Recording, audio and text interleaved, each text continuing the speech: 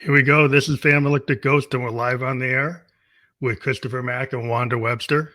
Welcome to the Family Look the Ghost podcast. How you doing today? Doing well, doing well. Today's a good So, day. yeah, thank you again for being on the podcast. This will be episode 1107 of our podcast. We've been on the air since 2016, tracking out an Apple podcast. We do have your website, dynamicsofrecovery.com, will be fully clickable to those of you interested. You won't have to remember that. It will be up during the whole show, but you will be able to click through to that. And we'll talk more about what that connects to as we discuss today. But what we're going to talk about today is, what does it mean to be authentic? And before we get into that, one of the first questions we ask, I don't know who wants to start first, is what motivates you and why do you do what you do? And whoever wants to, wants to take that first, go ahead. What motivates me and why do I? It's to me, it's a natural progression in a journey, and and when you discover that life is a journey, then you want to get all you can get out of that journey. So that means internally, externally. How do you live? How do you respond? How do you work with other people? How do you talk? How do you walk? And it's a certain journey that starts to occur when you are in a position of recovery, getting back that which was lost. What did you lose? That would be one of the questions that you ask. So what made you want to get into that field based on where you are in life right now? Like how long have you been doing this, and why did you want to do this? Well, it started through my sobriety. I'm 24 years without substance. So I got caught up in the crack era, the beginning of it. Right after the demise of the Black Panther Party, the drugs infiltrated the neighborhoods, and I was always looking for a way out. And so I started using drugs. So that was back in the 80s. The demise of the Black Panther Party came around in the 70s. So once they did that, they started to infiltrate the neighborhoods with cocaine. So it was do you feel that when you were caught up in that because of outside forces, like you had mentioned, the Panthers were about self-determination? So did you feel like there was just a kind of manipulation of the community to just exploit the community at that time? Well, let's say, how do you kill something? I think the Panthers represented a place where we had an identity. Let's just say, if you're Black in America, you're in an identity crisis because you're not connected to your land, and you're like a hybrid of something. But the Black Panther was giving you a place of it gave you a place of ownership. And when you start to take responsibility and own, and be proud of yourself, I think it was bringing us to a place where we were a people, and that committed a unity. So we start to be a unity in unity. And so when you're in unity, nothing can stop you because you become strong. And I think, I think if we look at the system itself, sometimes it can't have that. Yeah. Because I remember being a young kid, I went to Bowdoin College, and I studied some African American society studies. And I, coming from high school in America, I never learned about the Panthers until I got into the African American Society on campus. And then I had a couple of Black professors came from like Chicago, and they were teaching, and they started teaching about like the history of the 60s. And we actually even had some members of the Panthers come and speak to the school. And, I've been reading Eldridge Cleaver's Soul on Ice and Huey P. Newton. I was going through a lot of that history and watching all the Malcolm X, you know, videos and tapes that I could listen to. And it was just totally, mind opening as a young, middle class black kid. It had never been shown that. I'd only been shown Dr. King. I had never really got to see that other side. So it must be, to live through that and then be disappointed. Is that kind of what drew you into the addiction, because of the disappointment of that falling apart?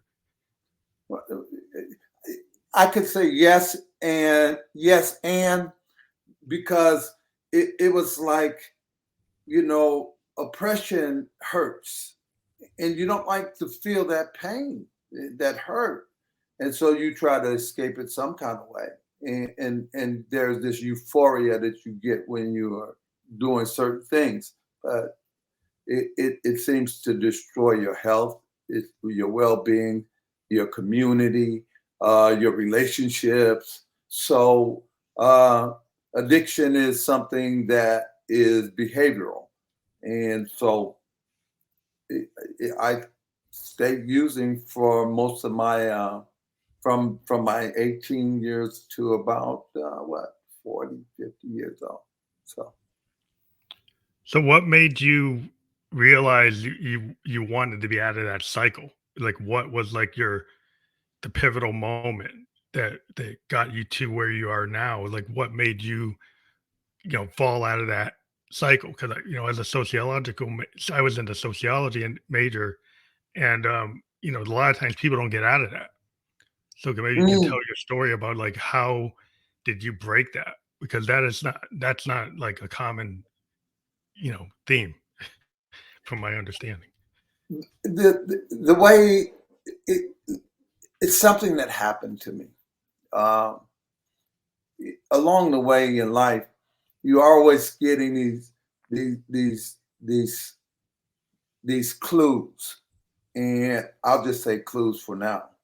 But it occurred to me one night. I had gotten married, and it was my second wife, and I was over in Inglewood, and I had went to get my last rock, and all of a sudden the sheriff pulls up, and I had already did 2 years in the penitentiary for possession. Now, possession of a controlled trust substance was a felony in Los Angeles. And so I'd Mhm. already did 2 years in the state penitentiary for possession. And so I figured that the next time I got caught with something, which I really didn't get caught in the beginning, they just picked some crack up off the ground and they gave me the charge. I did the 2 years. So here I was in Inglewood, and I had this rock in my glove. And all of a sudden, I'm standing there, and I got to tell you, honestly, I wish I was dead at that point. I said, but I couldn't commit suicide. So I said, wow. I said, I'm going to go to prison for 5 years. And then the next thought that invaded me was, says, you won't see one day in the state penitentiary. And I said, well, how is this possible? So I tried to cooperate. And that night, I was taken to the substation, and then I was transferred to the county jail. And all of a sudden, they called me up for release.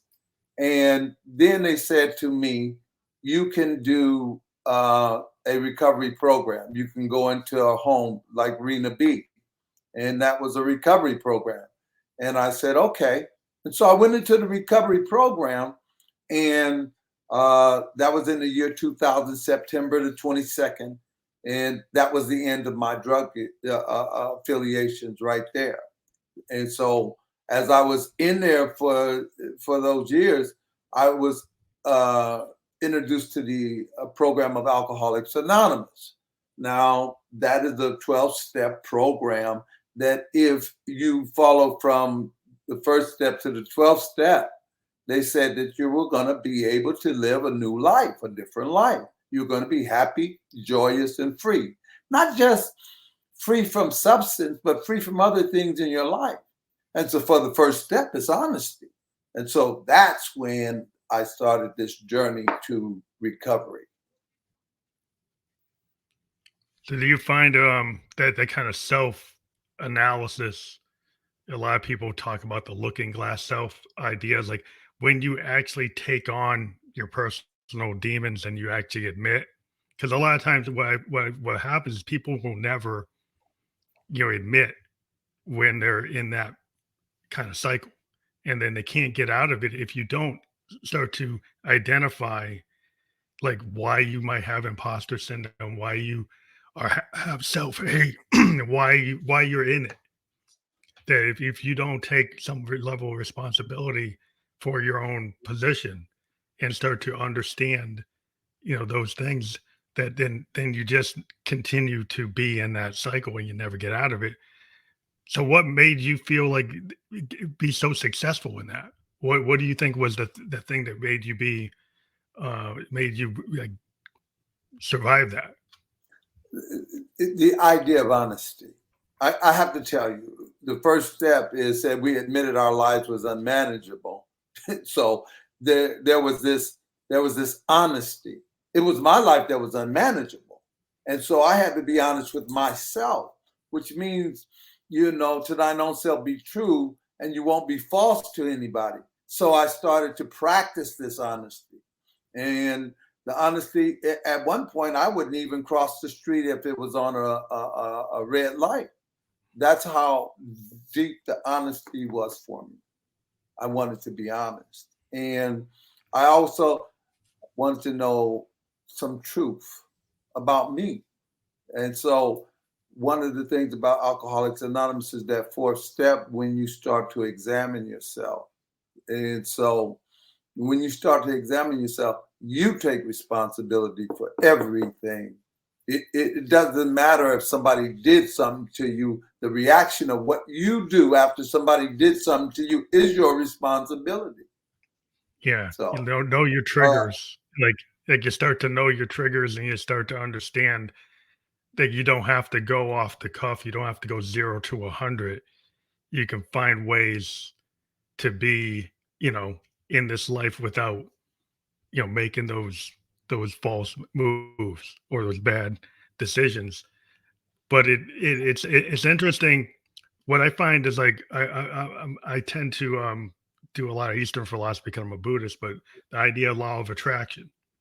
So did you find it hard to change the people who were around you as you evolved, or you were able to kind of handle, past relationships, or did you move into new circles?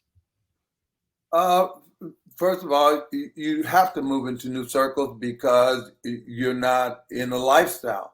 You understand drug use, and it's a lifestyle. It's not something that you just go and use in isolation. It's still a lifestyle. And yeah, the whole life, everything changes. That lifestyle changed. And so I didn't hang around people. I went to bed. I got up. I ate food. I did things that I didn't do while I was, under the taskmasters of drugs or that lifestyle. I didn't hang out with people who did things that were dishonest or, and so the self-examination was the real important part. How did I see myself? What did I feel about myself? And how did I work on myself? And that was the work. It wasn't, what somebody thinks about me is none of my business. What I think about myself is the most important thing that I could do for myself. Do you have any issues like with overcoming shame or guilt, or did you like just work through that? See, that's when you do that, when you do a thorough examination of yourself, it's like it used to say, I'm trying to save myself when my ass is on fire, but I'm trying to save my face. I'm not going to be in that position. If my ass is on fire, put it out. Yeah. I don't feel shame or guilt for nothing. Mhm. My ass is on fire. So Yeah. Deal with what's in the moment at hand. And honesty think, helps you do that. Honesty yeah, helps being you do that. authentic. Yeah. Being authentic. Like I find today it's so hard to be authentic. Um, because we have all this social media, right? And when you see somebody out there, it's like, is that them or is that the Photoshop them?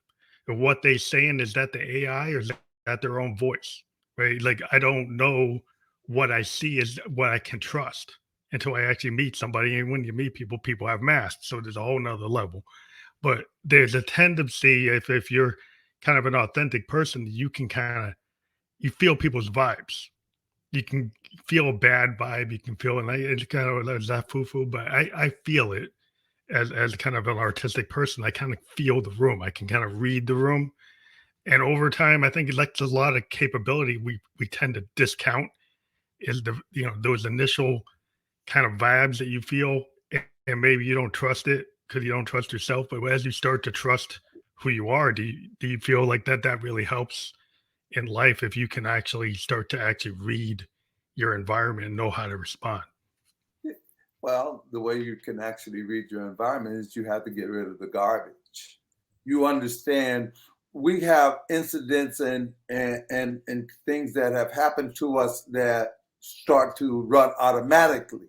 And see, that's where the dynamics of recovery occurs, is because once you start to clean up something, it does not hold you hostage and take advantage of you. See, if I did something and that experience is sending out signals to me, then I'm an automatron. I'm operating off of something that happened to me 15 years ago, 10 years ago. But once you start to clean that up, once you start to neutralize the ability of something that happened to you a decade ago, it no longer controls you. None of it does. If you go out there and you see something that's related to that, it doesn't have any effect because you've neutralized it. You've actually transmuted it. Now you're closer to who you are. That's how you're able to pick up on the vibes. That's how you're able to say, oh, wow, I don't need that because I see where that person is coming from. I know where that person is coming from because guess what? I've seen it before, but I'm not connected to it because I cleaned that garbage up out of me. I'm not ashamed of myself for having had that experience. I feel that experience has enhanced me and given me the capability to see, can I say it like this? Shit from Shinola. Oh yeah. Most people don't understand shit from Shinola. I said, shit is something you step in. Shinola is a topical application of a polish. Oh yeah. Yeah. I totally get it. Okay, Get well, what you're saying. part of let me interject here is that our society does not reward authenticity. It No. rewards conformity. Why are you Yes. being different? I grew up in Iowa, which is so different from what Christopher grew up in here in Los Angeles. Everybody conforms, just conformity everywhere. If you're different, it makes them nervous. Okay. Yeah. But part Yeah. of this, our program is really about, we talk about honesty. It's about, we all have a dark side. We all have a dark side. And so many people do not want to look at that and say, well, I have a shadow side, I have a dark side, and be honest about it. I didn't get caught up in that drug culture, but I grew up with trauma and abuse in my family. And here you can see two different people, individuals in the same family with the same abuse. Why did one, not me, why did one turn into a covert narcissist professional victim? Because there's no introspection. There was no point of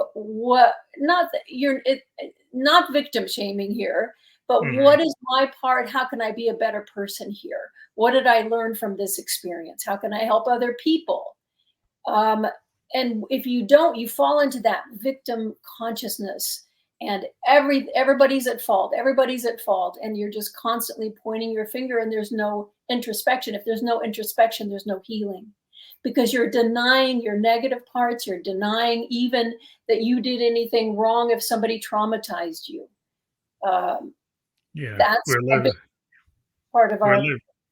Yeah. Well, we're living in an age of resentment. People Yes. have all these resentments. It Yes. is always blaming outside the self. And, Yes. I hang out with a lot of creatives, and creatives, we tend to, you know, the gold in our capability is our vulnerability. Yes. Like the I what we like can that. access as our as artists is to be a real artist is you're vulnerable and you don't Yes. Right. care what the haters say. You Yes. present yourself and it's like that's what it is, right? And if you're like a lot of art today is like it's I don't know if it's really art, it's like cloning, it's copying, it's trying to be like, well, there's already, you know, a Lady Gaga, there's already you Yes. know, there's already, you know, anybody that's out there. Well, But I think they want everybody to be just famous. They want to they be just want to famous more just than copy it, you know, and they're scared to be that authentic self. And yes. it's, you know, the society tends to be like that. We're living in an age where, you know, if you checked the charts in 1962, the charts in 1974, Hmm. look at the songs in the top 20. Yeah. Look at the songs today. Like, like we're not living in the age of the art, a singer songwriter, the real artist anymore. And so you know to be there's a lot of underground people doing stuff, but it's very hard to go against the trends because the trends are all algorithms. It's all Mhm. AI. It's all copying, sampling. It's like where's the authentic self, and it's hard to you know be able to be out there and have an original thought. Because the original thought won't get a million views. The original thought won't get 1,000 likes, won't get you in the stadium. He's like, you got to do something that everybody knows. But to be that authentic self, you have to take risks. And people are like risk averse because they're scared of getting slammed down. But at what Uh, cost? yeah, Eventually, you're put until you're pushed and pushed and pushed, and then you finally start becoming authentic because the pain is unbearable. It doesn't feel right, and so it's unfortunate people have to be pushed into it rather than openly embracing it. However, I do think but that's what people. it seems like you live in the world where people are numbing themselves and Yes. because of the pain of not feeling they can be authentic. Right? So they don't feel they can be authentic. They don't feel they can tell their own truth. So they don't feel good, and then they do something to make themselves feel good, which is whatever addiction they have: gambling, sex, alcohol, drugs, whatever it is. Social media. They just you know you're addicted to anything. You know you can become an addiction. And so I know you've written two books. I kind of want to Yes. talk to them, like in terms of the journey within and Isabel Starry Night. I don't know who wants to go first with which book. Well, this was the first book, The Journey Within. And this is how to create that dynamic of recovery so that you can change and transform those habits and become your authentic self. And it takes you on a journey, layer by layer by layer. First, getting you in touch with your feelings. We used to lead groups, and sometimes people would have a range of emotions about like this: sad, happy, angry. Okay, how do you feel? They couldn't they couldn't identify even how they were feeling in the present moment. So it's a journey to teach this healthy habit, to develop this healthy habit, I should say. We don't tell anybody anything on how to be healthy. We just give you a device to undo the layers that's not you. It's up to you to figure out who your authentic self is. It's up to you to take away that garbage. And the minute you do, there's a freedom that just happens. That's the dynamics. And so in the dynamics of recovery, it says the whole thing is learning how to practice introspection and reflection instantly. It doesn't, it's not something you have to go and sit down and do. You're always doing it. You're always doing it. Mhm. And that comes from being honest with yourself. You understand? When it says be honest with yourself, you don't have to be honest with anybody else. But if you're honest with yourself, that becomes a way of life.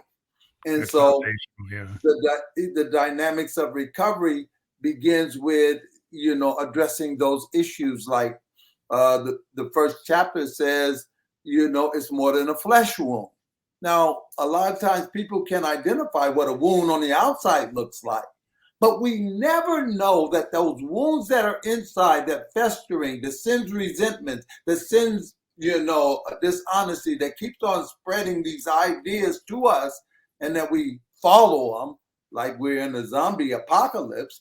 because we have not searched ourselves to be vulnerable enough to say, wait a minute, that hurts. Oh, okay, guess what? I seen it that way, but it's the way I look at it. And so I like to think of people as being perfect, you know. And the way I do that is because I say, wait a minute, there's nobody like you, and you cannot measure yourself against anybody else. Never. And that's why I say people don't want to be perfect because they have to start measuring, oh, I don't have blonde hair like Wanda. Oh, my eyes are not that beautiful. You know, that's not who I am. I'm Christopher Mack. And, you know, that makes me perfect with me. You don't have not another one. And there's the authentic right there. And so well, that's the secret. That's the secret sauce. I always tell as a producer, when I talk to somebody and they come to me and they're trying to show me they can do whatever is in the top 10 or top 20. I'm like, I don't want to hear that. I want to hear the song that you're scared to show me, because I think that is who you are. And your secret sauce is you. It's not your ability to mimic anybody that's already out there. It's what you have in your demo that makes you different than anybody else, because that's what you have over everybody else. And if you ever checked anybody who's been like super popular or like, you know, part of the canon of like music or art, is the person who actually found that authentic self and presented it. Those are the people who become, and then everybody said, well, how did they do that? Well, they were honest enough to do it. It's a hard place to be because most people are not honest enough to do it. They can't. Back to that honesty, right back to that honesty. Who are you? Without any condemnation, without any anything that says, oh, I'm not there. And guess what? It's a process. It's a growing process. And I like what you said. You said you had to first acknowledge how dishonest you were, right, before you could start being honest. Yeah. Yes. Mm-hmm. It was nice meeting her. You know, I think I was 10 years sober, and I was 10 years sober, 10 years abstinent. I was 10 years, and I didn't want to be dishonest to her, and I said, I'm a polygamist by nature. And she said, that doesn't work for me. And here's the interesting part. I had a curiosity. What works for you? That was my question. That was, and in order to ask that question, I had to say, well, maybe I don't know what I'm talking about. You know, I'm using this philosophy, I'm putting it to you, and I'm telling her this because I didn't want to be a cheater. I didn't want to cheat. Mm-hmm. And she said, that doesn't work for me. I said, well, what works for you? She says, I'm looking for a monogamous relationship with an individual. And I said, okay, wow, that's something. I don't know how to do that. There's another place of openness. There's another place of honesty. I don't know how to do that. I'm not going to pretend I got this all together. I don't know what it looks like. I don't know what it feels like. And she says, why don't you be my 30-day boyfriend? I said, I tried to figure out what that looked like. And I said, okay, I'm in. I can do 30 days. Well, 30 days went by, and then it was a year. I said, oh, wow, let me keep on trying this. It's 14 years now. 14 and a half. Okay. So that was an agreement for us to be in a relationship, and it was done consciously. It wasn't done, you know, oh, you're so great. I want to know what attributes can enhance my life. No, I discovered that there's this wonderful, fabulous, smart human being sitting next to me, and I want to know what this is. And so we're journeying together. This is my partner. That's a very, you know, the story is very, it just feels authentic. You know, we're talking about authentic, but so many people, when they present like their Tinder profile. You know, they present like the best version of themselves, and they're not being fully honest. And, you know, and everybody, like, they go and they don't do what you guys just said. It's like, how many people on the first meet actually are that honest? You know, there are people who are married couples that don't know that level of honesty. They never presented who they really were, and then there's like 20 years later, it's like, oh, that's what it really is. It's like you just be like piecemeal if you find out. Is like they never really show themselves because they're scared if they show themselves, they're gonna get rejected. So they always put on the mask, put on the airs, put on, and we always, human beings, we were kind of designed to do that to protect ourselves because we're trying to, be safe. And I think that's where you have to learn, well, what level of safety do you really need to be safe? Is it really trying to be safe or something else? And most of those survival tactics you've outgrown and they're not useful anymore. They might have been when you were a kid or when you were a young adult, but you don't really need them as an adult. You don't. I don't think so. But it's like I was always there letting her know that I had tremendous hurts. I cried. I told her, I said, wow, life hurted. However, I'm still working on myself internally. As they come up, I'm able to let them go. Those emotions, those feelings that were so distorted no longer hold me hostage because there's a refreshment when you say, oh, wow, that's what that is. Okay, it doesn't hurt anymore. Mm-hmm. Because I've shared this with you.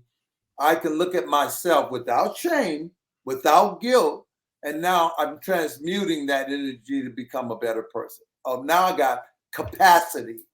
The capacity for what? Capacity to be honest. Capacity to be truthful. Capacity to look more and more and deeper and deeper. And when you start, it's like when you start letting go of stuff, your closet starts to be empty. Yeah, because a lot of people are living out the tragedy of what happened in the past. And, at some point you have to live today and into the future. And a lot of times the past will hold you back. Now, there are lessons learned. I'm in IT. We learned from, that code didn't work. And we have to admit it didn't work. And we fix it. And every day, the one thing about that, what I always find is interesting in IT is like every day we keep on updating our software. Every day we know we know what we didn't know, and it's something that didn't work, and we fix it. And it used to be when we first started, it had to be perfect at the beginning. But now we live in a world where we continually update, and it's never over. It's always being improved because we don't know what we don't know. That's a journey, and we're willing to admit that we can fix it, and we don't go and try to say it was perfect and act like it was when it wasn't. And if you think about that in your life, it's like if you're willing to do that, then you can really progress. But if you're like trying to hide it, when you know there's actually something there, it's like, well, yeah, it's not there. It's smoke and mirrors. Let's hide it. But see, that behavior becomes the lifestyle of the individual. And so he's really not able to get in touch with his authentic self because he thinks he's these manipulations. And so he continues to manipulate himself and never really get a rest to see who he really is and who he really is not. And so in order to be yourself authentically, you have to realize you're not all of those things. And you have to be willing to let go of that. And there, guess what happens? There's freedom in that. You're no longer holding yourself hostage without a ransom, because that's a place that goes nowhere. And so you sit there. It's okay to be wrong. It's okay to have all of these things go in different ways. But that doesn't define you. And so a lot of times people let their past, let their lifestyle define them, and they use all of those things in there rather than saying, "Wait a minute, I'm not none of those things." I am. Well, it's a progression. Like if you're a musician, right, you're playing jazz, playing fusion, you could get into this concept where potentially there are no bad notes, there are opportunities. Like and Miles Davis talked about it. Like I could hit the perceived wrong chord, and Miles Davis will actually bounce off of that and change the song, evolve the song. And so, like, if you're in a different mindset, you're a classical musician, like, I got to play this Chopin exactly note for note. And if I Right. don't hit it, it's over. I wrecked the composition. Versus if you're Sun Ra or if you're John Coltrane, you're gonna go wherever you felt that night and you feel it. And that's what the song is gonna evolve. You're gonna evolve the song, and there's no perceived bad note. There's opportunities, and you learn from those opportunities, and it's not like failures. Each attempt to try to get to that is just a step on the rung to get into that place that you are now. That's a wholesome that's a wholesome approach. It's healthy. Uh, I like this. I like to take out right and wrong, good and bad, and say what's healthy, what's unhealthy, because that therefore you're able to clean up, but you're able to also grow. When you say something is healthy or something is unhealthy, you're not saying it's right or wrong. You're just saying, wait a minute, I'm not going to be able to thrive in that condition. Whereas if it's healthy, you can thrive. And so I think about thriving more than management. And Yeah. I would rather thrive, which is what I see every day. I work downtown on Skid Row. So I'm down in the most oppressed, the most one of the hardest places in society where people hurt every day. When I first got down there in 2003, I cried every day because I seen the people and I said, wow, what's going to happen to the people? One of the things I realized that when I was asking that question, I was left with this from the Spirit: leave a man with his dignity. If a man can, just help him, give him opportunities, open the way for him. Don't keep saying how sick he is, but start giving him opportunities to get healthier and healthier and healthier. And pretty soon that man stands on his own. So I used to see the condition as the elephant graveyard until one day I was walking, I realized this is the rise of the phoenix. I said, man has to go down into the ashes of his former self and utterly destroy that and come up a new bird with resilience. One of the greatest characteristics of mankind is resilience, the ability to come back from anything, but not just come back, but be a new creature within himself. Yeah, transformed like the phoenix. And the whole idea of the phoenix that transforms is a Right. mutation. Yeah, That's that's what the dynamics of recovery is about. It's about transmuting and transforming. You don't get rid of anything. You use all of it.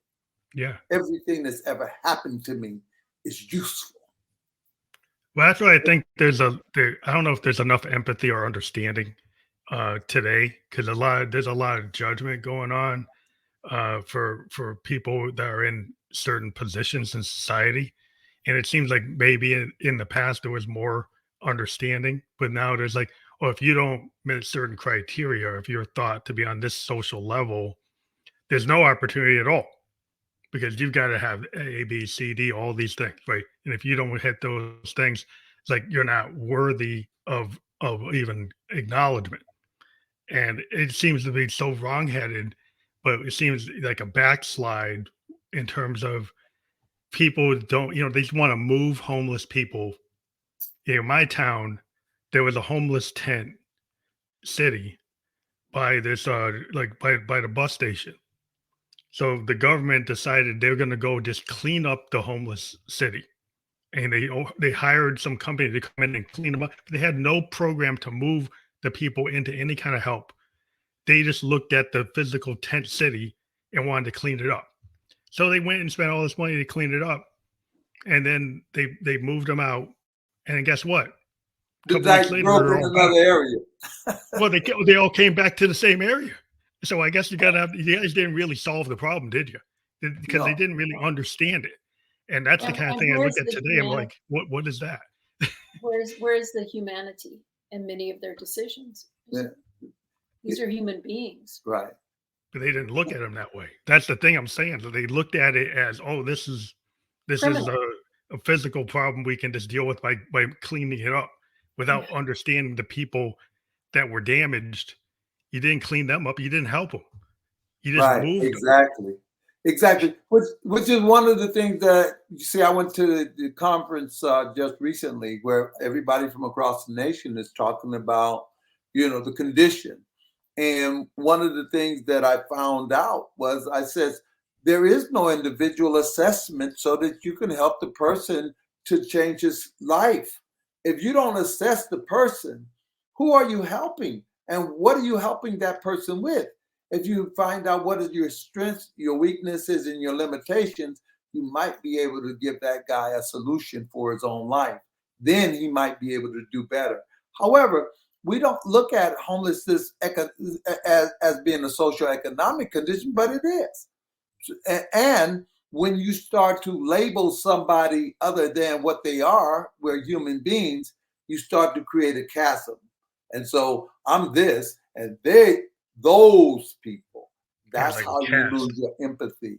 Yeah, it's like a caste. It's like we've started to accept a caste of people that are untouchable by society. They're not redeemable in certain people's minds because the way you get, I can just move these people and clean up and not actually provide any solution to anybody's individual issues and think the problem is just going to magically go away because you cleaned up the tents. Right, exactly. So Los Angeles has been dealing with that for 50 years. And because it is a social economic condition brought on by policies and politics, you get a chance to say every time you're going to say we're going to invest in this, you find yourself, short because the same policies and the same politics are in operation. You need to change that. If you keep the same mindset, you're only going to have the same stink in another place. Yeah, there never seems to be a holistic solution to actually get to the bottom of a problem. When you're doing therapy one-on-one with somebody, you get to the core of the problem. You don't try to put window dressing on the problem. Or Right. maybe you do if you're a certain type of there, you just give them a pill, right? And you don't really solve the problem. Right. So that's not really going to solve it if you don't actually do the work. Right. And that's why I keep proposing. I says you have to have an assessment of the individual so that he can, overcome his whatever put him there, whatever got somebody in a place. They need to tell their story in order to get out of the place, and they need to find the right solution for the individual because most of the people are reacting to the condition. When you react to something, you're not necessarily solving it. You're just reacting to it. So Yeah, so reactionary. Not a lot of preventative things. I mean, we can get into medicine. I mean, medicine is very reactionary. right. So a lot of people are going to people like yourselves because if you go to the, doctors, it's all kind of it's not preventative. They're not trying to. They're just like, oh, let's just put you into something they can understand with the pharmaceuticals or procedures or things that they can understand from the way they've been trained. But the humanism of actually talking, we're like, oh, well, we're beyond that. We've got pills, we've got tech, we got biochemistry. And they've like, well, okay, maybe you've advanced with this biochemistry, but people have to be talked to, and that seems to be lost, like a lost art. Well, because listen, what I talk about is that for a healthy relationship, there must be 5 C's: commitment, communications, cooperation, consideration, and compromise. Those are 5 C's that are dynamic. They're not linear. And so if you're operating off of those 5 C's, you have a healthy relationship because at any given moment, a C can be there. Sometimes if we don't consider what's going on, we can never come up with a compromise. And it also says that communication suffers. And then if communication suffers, who are you cooperating with? But if you start with the first one, I'm committed. And I'm committed to myself. I'm committed to myself being better at anything, anytime, any place. Even if it's the crappiest thing, I take responsibility for it. But that's the commitment I have to myself. And then I also communicate that wasn't the right thing to do. And then I said, well, what is the right thing? And I'm able to cooperate and do it. And then I said, consider, hey, man, I got this wrong. Sometimes I have to go to her and say, I got it wrong. Hey, But so, you have to start with yourself before you can help anybody else. It's kind of like the old, story. Like, how are you going to actually be able to, pay it forward if you can't be whole within yourself? Right. So I think some folks, they make that mistake, when they become somebody that's like, they're too much giving and they never give of themselves. Then they get resentful and then they wonder why they're prickly and nobody wants to talk to them. It's like, well, because you haven't really dealt with your own issues.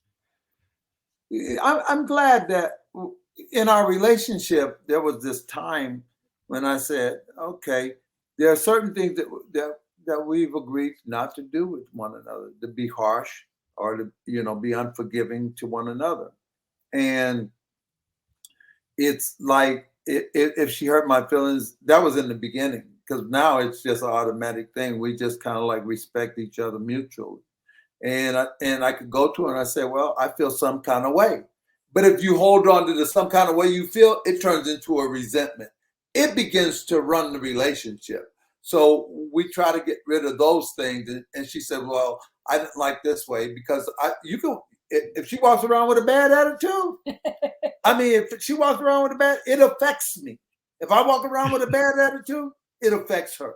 Yeah, so we got to keep the mutual space clear. In a relationship, when you have a partner, in a relationship, there's three people. There's you, 100%. There's the other person, 100%. And then there's the both of you, 100%. That's three people. And you have to honor those relationships. Yeah, a lot of times, like what we've seen in the past from our parents and grandparents, maybe is not the best example. Well, you do realize that, if the model be an error, the whole thing is erroneous. And a lot of the things that we were told, look, the stork bringing the baby. This is really the fantasy of how we grew up on this planet, really. The stork is bringing the baby and stuff. And so that's just an example of how we are taught in this world. Well, not everybody, but a lot of us taught the kind of rosy scenario or the fairy tale, and then you have the idealized visions. And so people have these like idealized, I'm going to be, at this ivory tower image, and then like if anything's less than that, they get disappointed. If they're not really shown, well, the stork isn't bringing the baby. Like your mom's going to the hospital. That's where the baby's being delivered. That's what it is. It's a real situation, and maybe it's a little more intense than you want to deal with, but that's what it is. And the problem is that so many people trying to obfuscate reality with their version of reality. And you're like, well, why is that their approved version of reality?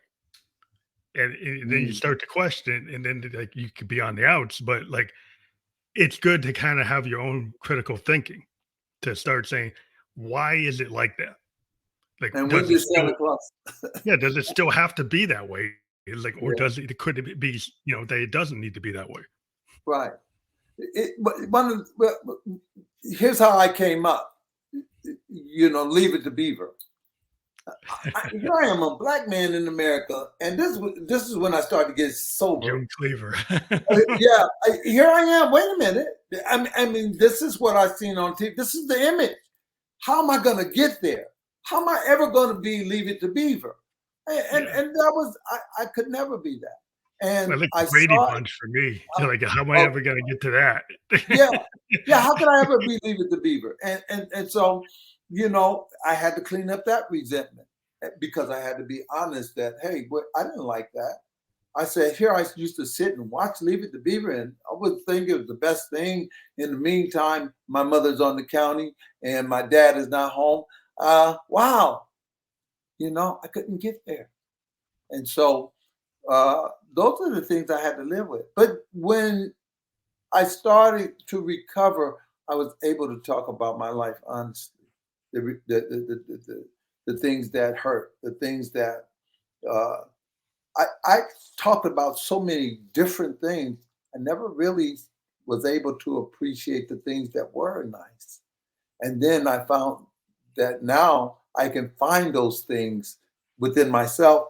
I can find those things and sit down and enjoy that. That was a healthy outcome. That was a good thing. That was a good. So I had to get rid of the trash, the garbage. But leading groups and working with people individually, once you work these things out for yourselves, does being like a teacher, being a coach, being empathetic, how much of that is actually vital to your life now? Is actually part of your cathartic kind of continual maintaining of who you are? It's the euphoria. It's the euphoria that you looked for in the drugs.